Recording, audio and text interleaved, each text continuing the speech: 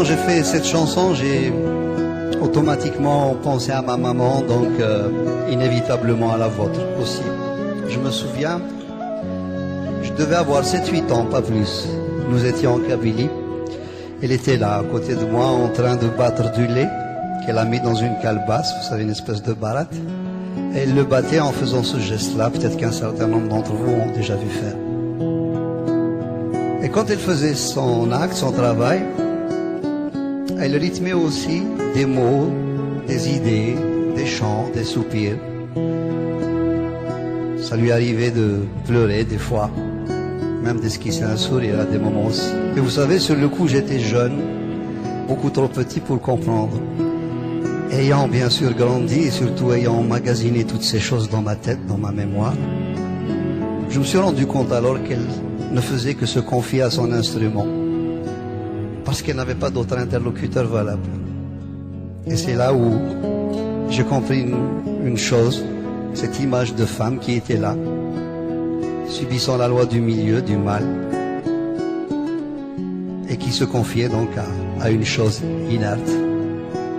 Et c'est là où j'ai compris une chose assez importante dans ma vie, c'est que ce n'est déjà pas évident d'être une femme en général dans n'importe quelle société, qu'elle soit moderne, avancée, aboutie ou non. Je crois que ça l'est encore moins dans des sociétés à forte tradition telles que la mienne. Et j'en voulais pour preuve cette dame qui se trouvait être ma mère. J'ai compris une deuxième chose, c'est que, puisque j'ai sorti inconsciemment cette chanson du fond de mon enfance, à travers des visions que j'ai eues et que j'ai vécues, des sensations que j'ai éprouvées, j'ai tout de suite compris aussi qu'elle n'était plus à moi tout seul, mais qu'elle nous appartenait tous. Parce que d'abord, on a tous une maman et que, pour peu qu'on appartienne à une de ces sociétés un peu à forte tradition, on a une image de la mère assez spécifique, assez spéciale. Et à ce titre, j'ai l'habitude donc de la partager avec vous en vous demandant une chose bien simple, ce que je fais depuis pas mal de temps. Essayez ce soir, ce samedi soir plutôt, d'avoir dans votre tête une image claire, précise, lumineuse de celle qui vous a donné la vie, ou tout simplement de celle que vous aimez. Qu'elle soit ou non de ce monde, je pense qu'elle sera à jamais gravée dans nos cœurs. Vous pourriez me dire pourquoi, bien sûr. Parce que l'un de vous pourrait me dire, bon, ma maman est avec moi, on vit ensemble, il n'y a pas tellement de soucis. Quelqu'un d'autre me dira, j'ai de ces nouvelles au téléphone, on se tient en contact. Et vous savez, ce n'est pas du tout pour ça. Je vous le demande parce que je suis convaincu que vis-à-vis d'une femme en général et d'une maman en particulier, je crois que nous avons tous quelque chose à nous faire pardonner ou à tout le moins à nous reprocher. Dites pas non tout de suite. Rentrez en vous-même, questionnez-vous et vous verrez bien. Laquelle ou lequel d'entre vous n'aura pas vu des larmes perler sur leurs joues et surtout des larmes pour lesquelles nous avons une responsabilité plus ou moins directe, sans compter tous ces pleurs, toutes ces larmes qu'elles auront versées à notre insu, parce qu'elles n'auront pas voulu nous le montrer, soit par pudeur, soit par crainte de nous heurter, soit pour se dire, ma foi, bon, ces enfants, c'est moi qui les ai faits, si quelqu'un doit se sacrifier, autant que ce soit moi.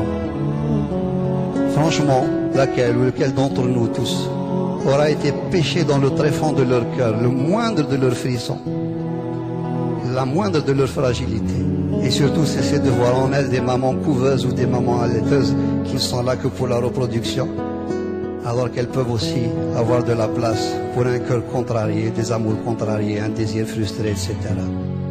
Et à côté de cette femme qui est la nôtre, j'aimerais avec votre permission que l'on y associe l'image de ces millions et de ces millions de femmes qui sont restées là-bas, de l'autre côté de la Méditerranée, et qui n'ont pas la chance de vivre des moments comme ceux de ce soir. Et là aussi, vous pourriez me dire pourquoi. Parce que, comme nous tous, il nous arrive de rêver, et puis surtout de courir naïvement après nos rêves. J'imagine que si ce soir on se mettait à penser à elle, il sera inscrit quelque part en haut dans le ciel de Dieu qu'un soir de novembre, somme toute banale, dans une petite ville qui s'appelle Puteaux, dans la région parisienne. Quelques centaines de personnes étaient là ce soir. Mais cette soirée banale devient exceptionnelle dans la mesure où c'est quelques centaines de personnes. Il n'y avait ni Marocains, ni Algériens, ni Français, ni Tunisiens, ni autres. Il y avait simplement quelques centaines de cœurs qui étaient là, les uns à côté des autres, prêts à sortir d'eux-mêmes ce qu'ils ont de meilleur en émotion, en amour, en tendresse. Et que dans un élan commun en pensant à elle, bien sûr, j'imagine une boule émotionnelle monter dans le ciel, traverser la mer et puis aller s'éparpiller en millions et en millions de petits morceaux, chaque petit morceau étant un tout petit peu de bombe dans leur cœur meurtri.